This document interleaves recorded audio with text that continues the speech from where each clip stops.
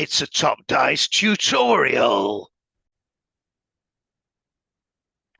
Hi, and welcome to Top Dice. My name's Aid, and today I'm going to walk you through the basics of a tabletop role-playing game, like Dungeons and Dragons, and just show you how it actually works.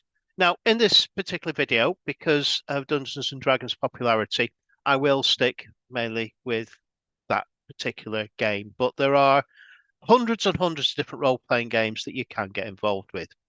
Future videos that I've got will actually show you how to get into Dungeons and Dragons at zero cost and also other role-playing games as well. Our other videos that we've got up also cover different scenarios, different settings, all sorts of tabletop talk. So please do join us, become part of the family and subscribe. Anyway, on with today. D&D and what role-playing is in less than 5 minutes. That's the plan. Let's see if I can do it. Right, so how does a role-playing game like Dungeons and Dragons actually work?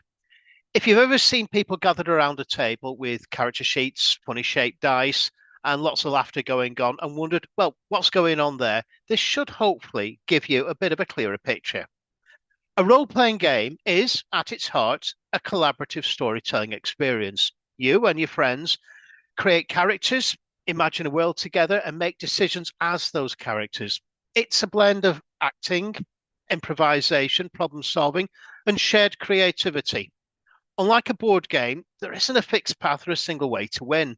The story grows from the choices that you, the players, make.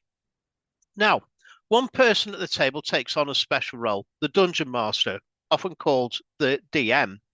The DM is the narrator, the world builder, and the referee all at once. In other game systems, they might get called Keeper or a Games Master or 101 other different things. But for here, we're talking about D&D. So Dungeon Master and DM is the phrase we're using. They describe the setting, introduce the characters you meet, and present the challenges that you're going to face. They might describe a dark forest filled with strange noises. It might be a bustling city, a marketplace, or a crumbling ruin hiding strange, ancient, dark secrets. Could be anything. Now, the DM isn't trying to defeat the players. No, that's not the object. Their job is to actually guide the adventurers to make the world feel alive and create a story together. Now, everyone else other than the DM plays a hero in the story. So that's yourself. You choose a character class. It might be a fighter who excels in combat. It might be a wizard who wields powerful spells, or it could be a rogue who sneaks and actually picks locks. You decide your character's personality, what their goals are, and how they're going to react to this world around them. When the DM describes a situation, you respond as your character.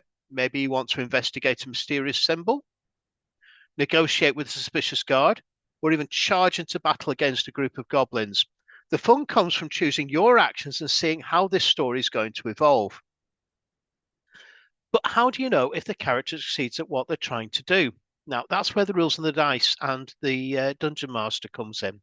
When you attempt something risky or uncertain, the DM might ask you to roll a die. Now, it's usually a 20-sided one. A high roll means that you succeed. A low roll one might mean there's some complications there, some unexpected twists, or sometimes an absolutely spectacular failure. The rules are there as a framework to keep things fair and consistent, but they are also flexible. You don't need to memorize everything. The DM will guide you, and most of the time, you as the player only need to know the basics. A typical game session is a mixture of exploration, problem solving, and combat. You might search for a haunted mansion for clues, maybe try to outsmart a rival adventuring party, or even defend a village from a monster attack. Some moments are dramatic, some will be funny, and some are completely unpredictable, absolutely chaotic. The best stories often come from the unexpected, like a character rolling a natural one and accidentally setting their own cloak on fire. A clever plan succeeding against all odds when that something nasty has happened. So, what makes role playing games truly special is the creativity around the table. You're not just following a script, you're actually building the story together. Every decision you make shapes the world and the adventure. No two groups will ever play the same story in the same way. These include the published adventures. Even the same adventure can feel completely different depending on the players and the choices they actually make. And you don't need to be an actor or a fantasy expert to enjoy it, far from it. You just need curiosity and a willingness to imagine. The rules are there to support the story, not get in the way of it. And whether you're playing a brave knight, a mischievous bard, or a quiet scholar who surprises everyone with hidden courage, the game gives you the space to explore and grow. So, that was simple. That's the essence of how a role playing game like Dungeons and Dragons work. It's about imagination, it's teamwork, creating unforgettable moments with your friends. And if you're curious, the best way to learn is simply just to join in. Join a group, create a character, roll some dice, and see where the adventure actually leads for you. Um, Now, how do you go on about this? Well, you can try your local game shop. You can try online. There's so many different ones. Next set of videos that I'm going to be doing are about how to get into D&D at zero cost and also other role-playing games. So please click subscribe, join the family. And also we've got the UK Tabletop Role-Playing Facebook page as well, which is a great group full of friendly people who will help you. So for now, my name's Adrian. I'm the Dungeon Master, and I'll see you soon. Have a good day. Bye bye.